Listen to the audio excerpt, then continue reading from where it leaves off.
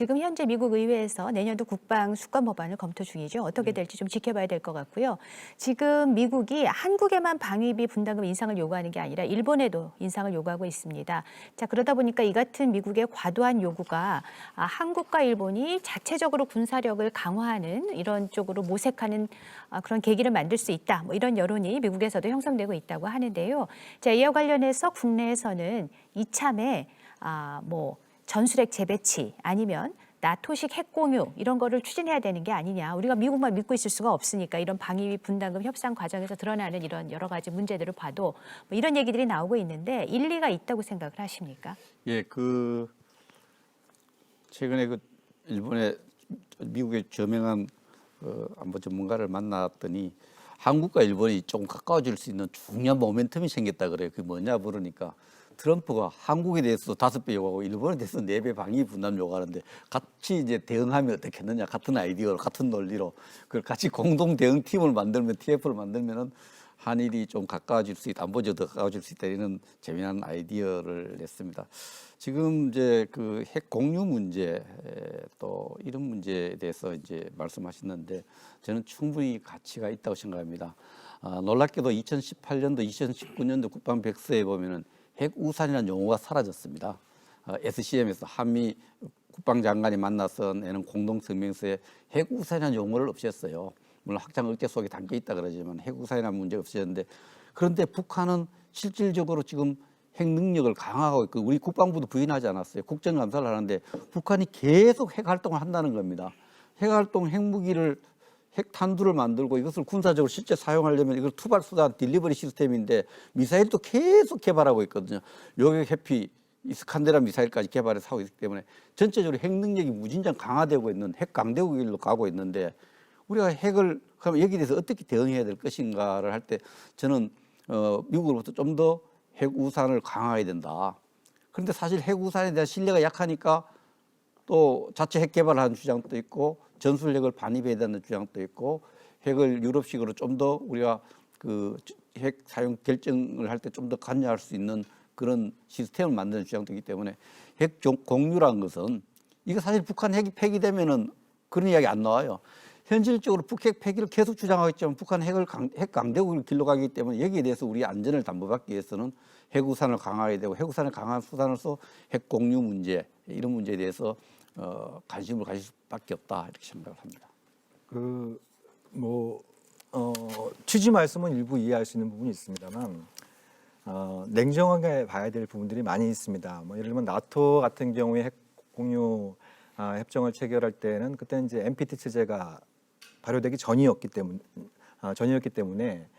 그것이 이제 소급 적용이 안 된 부분이 있는 건데 우리는 NPT 회원국인데 이 NPT의 중요한 조항 중에 하나가 핵 보유국이 비핵 국가에 이제 핵무기를 이전하는 이런 것들이 이제 금지되어 있습니다. 이게 이제 국제법에 위반 문제도 있지만 가장 현실적인 문제는 문 뒤에 총을 문 앞에 갖다 놓으면 그건 핵전쟁을 억제하는 효과가 아니라 오히려 핵전쟁의 위험을 더 키우게 된다는 겁니다. 우리가 뭐 비유를 해보자면 그런 겁니다. 한미연합전력은 망원경을 갖고 있습니다. 그래서 뭐 어제도 쐈습니다만 북한의 군사적 움직임을 거의 실시간으로 파악할 수 있습니다. 근데 북한은 사실상 정보자산의 측면에서 볼 땐 안대를 끼고 있는 거나 다름없습니다. 안대를 끼고 있는 거나 다름없는데 근데 멀리 있을 때는 그것이 미사일이 됐던 전술이 됐던 멀리 있을 때는 좀 불안감이 덜할 수 있는데 이게 바로 문 앞에 오게 되면 북한의 불안감이 굉장히 높아집니다. 그렇지 않겠습니까? 그러면 불안해진 북한은 안대를 끼고 있는 북한은 가까이 있는 상황에서 사소한 움직임에 대해서 굉장히 예민하게 과민 반응할 수 있습니다.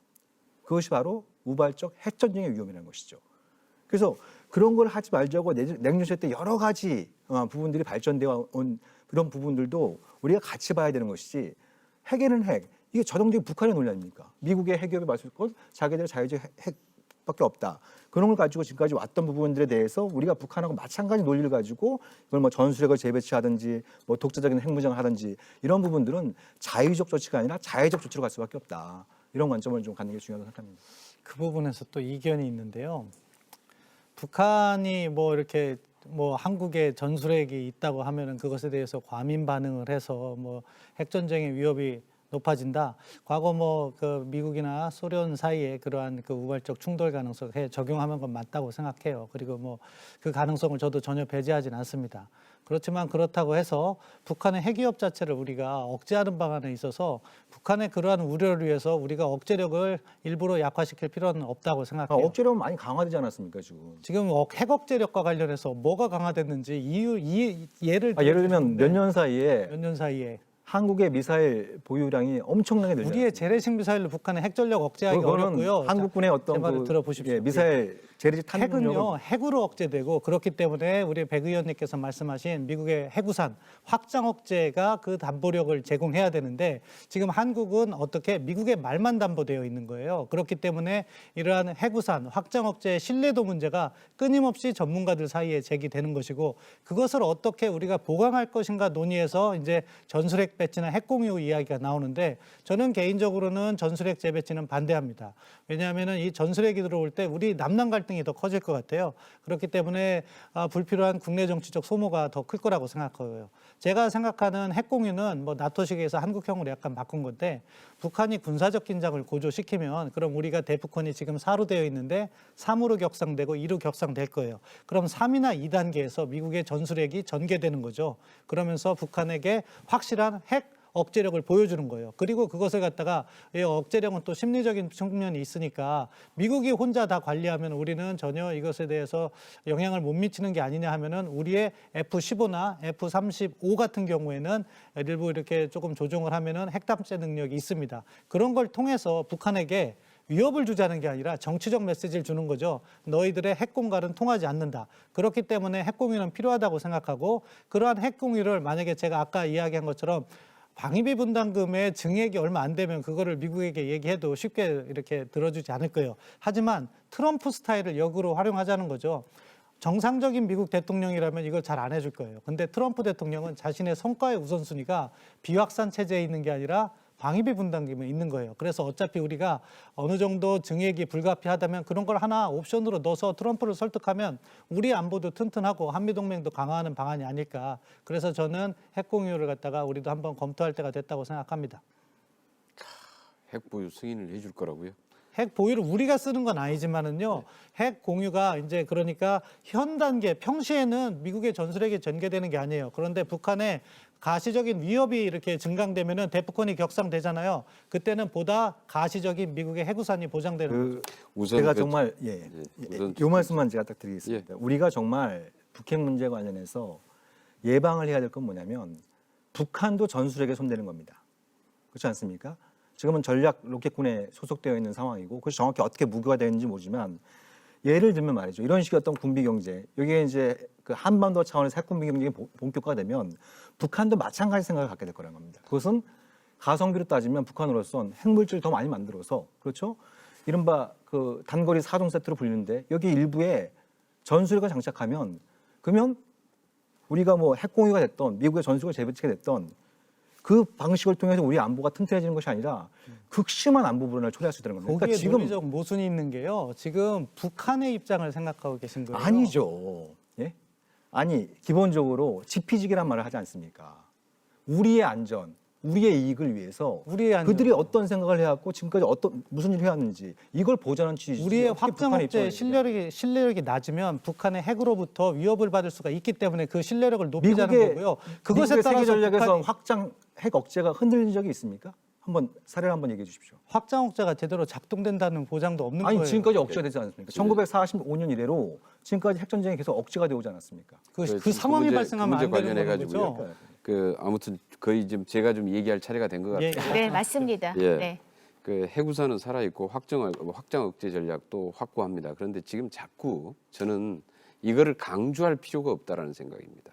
지금 자꾸 이제 북한의 비핵화 문제를 제기하고 비핵화로 유도해 내기 위해서 지금 해나가는 마당에 자꾸 우리 쪽이 자꾸 확장 억제 전략이 얼마나 확고한지 실제로 믿을 만한지 이런 걸 가지고 자꾸 문제를 시키는 게 결코 도움이 되지 않는다. 우선은 지금 현재 한미 간의 지금 공조에서 북한을 어떻게 비핵화로 국제사회가 지금 이걸 이끌어낼 것인가라는 것에 지금 초점이 맞춰져 있기 때문에 거기에 일단 목표를 맞추고 추진을 해야 되고요.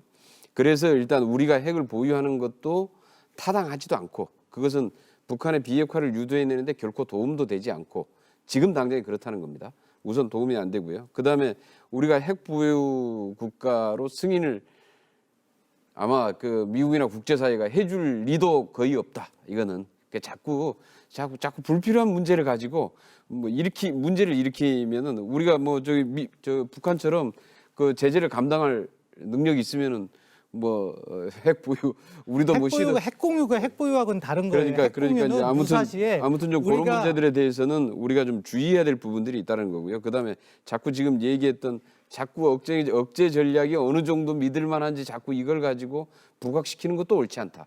그래서 지금 하나는 아무튼 그 핵 우산은 확고하다는 거고 지금 뭐 전술핵을 보유하는 것보다 실질적으로 이미 미국이 괌이나 이런 데 있어서 실제로 이 핵 전략 핵이 훨씬 더 위력적이라는 건 이미 다 알고 있는 거고요. 그래서 굳이 그런 걸 가지고 여기서 자꾸 논란을 하는 것 자체가 무의미하다 이런 생각입니다. 그래서 오히려 이런 문제보다는 오히려 지금 우리 좀 남북 간의 관계에 있어서는 실질적으로 여기 핵무기 아니더라도 재래식 무기만 하더라도 어마어마하게 지금 쌓여 있습니다. 남북 간에 실제로. 그리고 여기 서울에 핵무기 떨어지면 그 영향이 그 평양까지 간다는 것도 이미 다 나와 있는 거잖아요. 실질적으로 그래서 지금 이 워낙 이 좁은 땅덩어리에 실제로 핵을 사용하는 게 결코 쉽지도 않을 뿐만 아니라 문제는 실질적으로 더 위험이 되는 건 장사정포가 훨씬 더 우리한테는 위협이 되고 있는 게 현실인 거죠. 그래서 그런 문제들에 대해서 우리가 어떻게 하면은 핵만 무서운 게 아니라 실질적으로 장사정포가 훨씬 더 현실적으로 무서운 문제일 수 있다. 이런 문제들이 발생하지 않도록 한반도의 긴장을 평화체제로 이행해 나가고 이런 것들 안정적으로 만들어 나갈 것인가에 지금은 초점을 맞추는 게 맞다라고 생각을 합니다. 예, 알겠습니다. 북한은 핵을 갖고 있지 않고 우리는 재래식 전력으로 평화를 달성할 수 있다. 저는 그 생각에 동의하지 않습니다. 2차 세계대전 이후에 서방 진영과 소련 진영이 공산 진영이 서로 핵을 가짐으로써 공포의 균형을 이뤄서 새로운 대전을 막을 수 있었고요. 또 인도와 파키스탄이 많은 분쟁이 있지만 대전으로 가지 않는 것은 서로 핵의 균형을 갖췄기 때문에 막을 수 있었던 겁니다. 북한이 핵을 갖고 있는데 우리는 재래식 전력으로 평화를 유지하는 건 굉장히 북한에 우리가 핵인질이라는 가혹한 표현을 썼는데 북한의 핵인질 속에 있는 그런 평화예요. 그래서 북한 여론 좋아하시던데 여론 따지면 80% 이상의 국민이 북한 핵을 절대 포기하지 않을 거라고 생각합니다. 핵을 포기할 걸 믿는 사람은 우리 현 정부의 몇몇 분들이에요. 북한이 핵을 폐기하지 않을 거라 이런 상황에서 핵을 폐기하고 압박하는 수단으로서 북한 스스로 갖고 있는 핵이 이거 완전히 고철 덩어리로 못 쓰는 거다 이런 생각을 갖도록 하려면 우리가 그보다 더 큰 무기 체계를 가졌을 때 그보다 더 큰 핵의 어떤 여러 가지 사용 수단을 가졌을 때 그런 환경을 가졌을 때 북한이 핵을 폐기할 수도 있는 거죠. 그런 측면에서 핵 공조는 핵 폐기에 도움이 된다 이렇게 생각할 수 있어요. 알겠습니다. 그런 부분에서 핵 공조는 핵 폐기를 위한 하나의 수단이고 또 공포의 균형을 이뤄서 당당한 평화를 만드는 수단이라고 생각을 합니다. 네, 핵